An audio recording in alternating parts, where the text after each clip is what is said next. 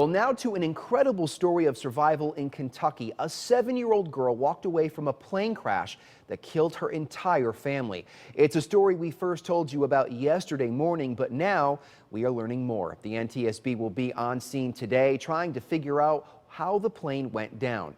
ABC's Gloria Rivera has the latest.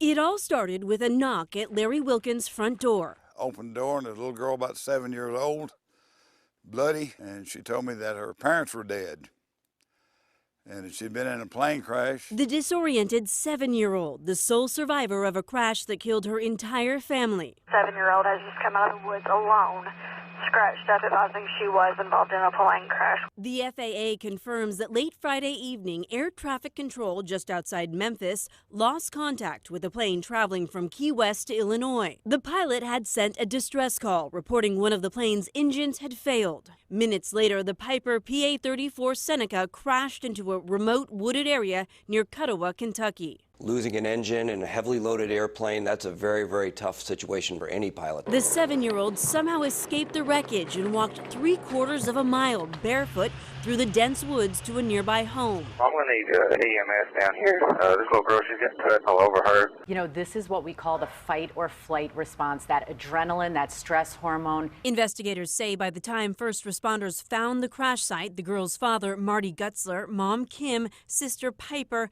and cousin Sierra Wilder were all dead. The family released a statement Saturday saying, "We are devastated by this loss, but are confident that they rest in God's loving arms." The young survivor treated at the hospital, miraculously with just minor injuries. Done good for a 7-year-old girl, though, I'll tell you that.